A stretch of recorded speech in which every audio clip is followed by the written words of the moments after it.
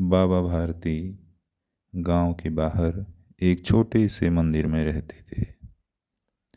उन्हें नगर के जीवन से घृणा थी। उन्होंने अपना रुपया, माल, असबाब, जमीन सब कुछ छोड़ दिया था। उनके पास अगर कोई संपत्ति थी तो था एक घोड़ा, बड़ा सुंदर, बड़ा बलवान। उसके जोड़ का घोड़ा सारे इलाके में न था। बाबा भारती उसे सुल्तान कहकर पुकारते थे। अपने हाथ से खरहरा करते, खुद दाना खिलाते और घोड़े को देख देख कर प्रसन्न होते थे। माँ को अपने बेटे और किसान को अपने लहलहाते खेत देखकर जो आनंद आता है, वही आनंद बाबा भारती को अपना घोड़ा देखकर आता था। मैं सुल्तान के बिना नहीं रह सकूंगा, उन्हें ऐसी भ्रांति सी हो गई थी। वे उसकी चाल पर लट्टू थे। कहते ऐसे चलता है जैसे मोर घटा को देखकर नाच रहा हो। जब तक संध्या समय सुल्तान पर चढ़कर 8-10 मील का चक्कर न लगा लेते, उन्हें चैन न आता था। खड़क सिंह उस इलाके का प्रसिद्ध डाकू था। लोग उसका नाम सुनकर ही कांपते थे। होते होते सुल्तान की कीर्ति उसके कानों तक भी पहुंच गई। उसका हृदय उसे देखने के लिए अधीर हो उठा। एक दिन वह दोपहर के समय बाबा भारती के पास पहुंचा। नमस्कार करके बैठ गया। बाबा भारती ने पूछा, क्या हाल है खड़क सिंह? खड़क सिंह ने सिर झुकाकर उत्तर दिया, आपकी दया है बाबा। कहो इधर कैसे आ गए? सुल्तान की चाह खींच लाई बाबा। विचित्र जानवर है, देखोगे तो प्रसन्न हो जाओगे। मैंने भी बड़ी प्रशंसा सुनी है बाबा। उसकी चाल तुम्हारा मन मोह लेगी। कहते हैं देखने में भी बहुत सुंदर है। क्या कहना, जो उसे एक बार देख लेता है उसके हृदय पर उसकी छवि अंकित हो जाती है। बड़े गर्व से बाबा भारती ने बताया। बहुत दिनों से अभिलाषा थी, आज उपस्थित हो सका हूं। बाबा भारती और खड़क सिंह दोनों अस्तबल में पहुंचे। बाबा ने बड़े घमंड से अपना घोड़ा दिखाया और खड़क सिंह ने घोड़ा देखा बड़े आश्चर्य से। उसने सैकड़ों घोड़े देखे थे, परंतु ऐसा बांका घोड़ा उसकी आंखों से कभी न गुजरा था। सोचने लगा, भाग्य की बात है, ऐसा घोड़ा खड़क सिंह के पास होना चाहिए था। इस साधु को भला ऐसी चीजों से क्या लाभ? कुछ देर आश्चर्य से चुपचाप खड़ा रहा। इसके पश्चात उसके हृदय में हलचल होने लगी। बालकों की सी अधीरता से बोला, परंतु बाबा जी इसकी चाल न देखी तो क्या देखा? अब बाबा भारती भी मनुष्य ही थे। अपनी चीज की प्रशंसा दूसरे के मुख से सुनने के लिए उनका हृदय भी अधीर हो गया। घोड़े को खोलकर बाहर लाए और उसकी पीठ पर हाथ फेरने लगे। एकाएक उचक कर सवार हो गए। घोड़ा हवा से बातें करने लगा। उसकी चाल देखकर खड़क सिंह के हृदय पर सांप लौट गया। वह डाकू था और जो वस्तु उसे पसंद आ जाए उस पर वह अपना अधिकार समझता था। उसके पास बाहुबल था, आदमी थे, बेरहमी थी। जाते जाते उसने कहा, बाबा जी मैं यह घोड़ा आपके पास न रहने दूंगा। बाबा भारती डर गए। अब उन्हें रात को नींद ना आती। सारी रात अस्तबल की रखवाली में कटने लगी। प्रति क्षण खड़क सिंह का भय लगा रहता, परंतु कई मास बीत गए और वह न आया। यहाँ तक कि बाबा भारती कुछ असावधान हो गए और इस भय के स्वप्न के भय की भांति मिथ्या समझने लगे। संध्या का समय था। बाबा भारती सुल्तान की पीठ पर सवार होकर घूमने जा रहे थे। इस समय उनकी आंखों में चमक थी, मुख पर प्रसन्नता थी। कभी घोड़े के शरीर को देखते, कभी उसके रंग को, और मन में फूले न समाते थे।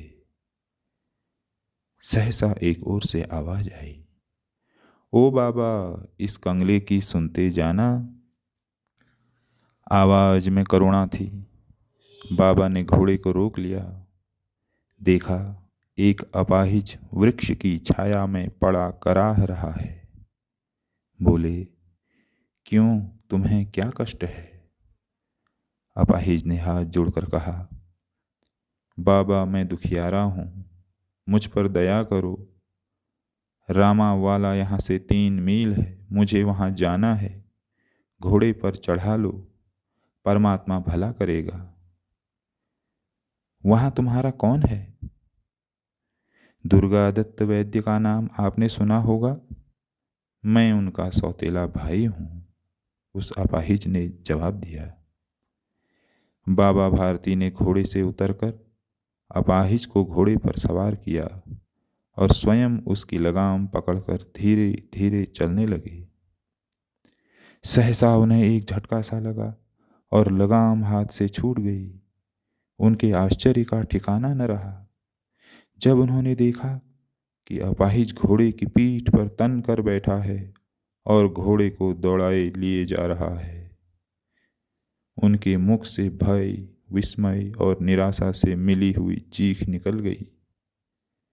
वह अपाहिज कोई और नहीं, डाकू खड़क सिंह था।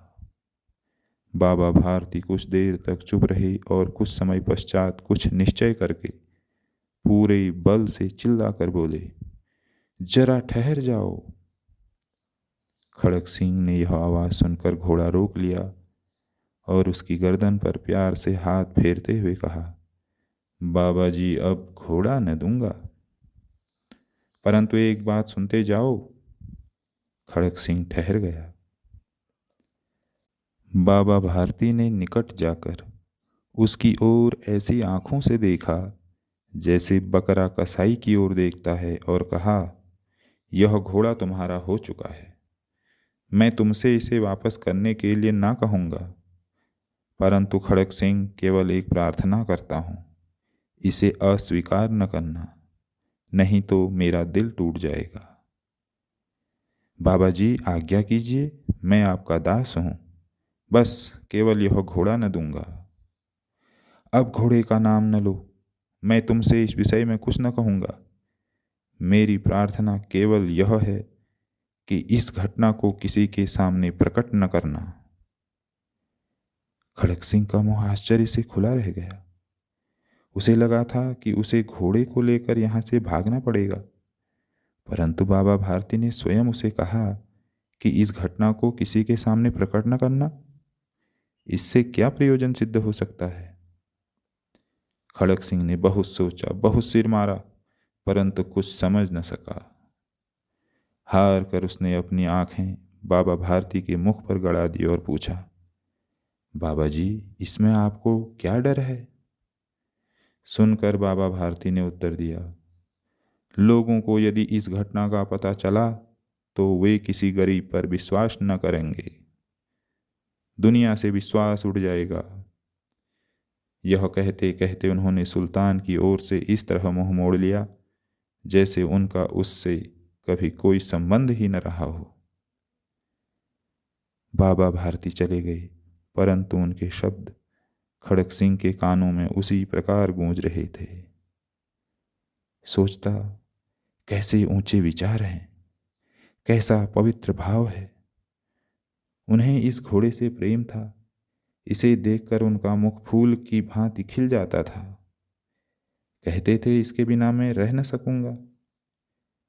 इसकी रखवाली में वे कई रात सोए नहीं, भजन भक्ति न कर रखवाली करते रहे, परंतु आज उनके मुख पर दुख की रेखा तक दिखाई न पड़ती थी। उन्हें केवल यह ख्याल था कि कहीं लोग गरीबों पर विश्वास करना न छोड़ दें। रात के अंधेरे में खड़क सिंह बाबा भारती के मंदिर में पहुंचा। चारों ओर सन्नाटा था। आकाश में तारे टिमटिमा रहे थे। थोड़ी दूर पर गांवों के कुत्ते भौंक रहे थे। मंदिर के अंदर कोई शब्द सुनाई न देता था। खड़क सिंह सुल्तान की बाग पकड़े हुए था। वह धीरे धीरे अस्तबल के फाटक पर पहुंचा। फाटक खुला पड़ा था। किसी समय वहां बाबा भारती स्वयं लाठी लेकर पहरा देते थे, परंतु आज उन्हें किसी चोरी, किसी डाके का भय न था। खड़क सिंह ने आगे बढ़कर सुल्तान को उसके स्थान पर बांध दिया और बाहर निकल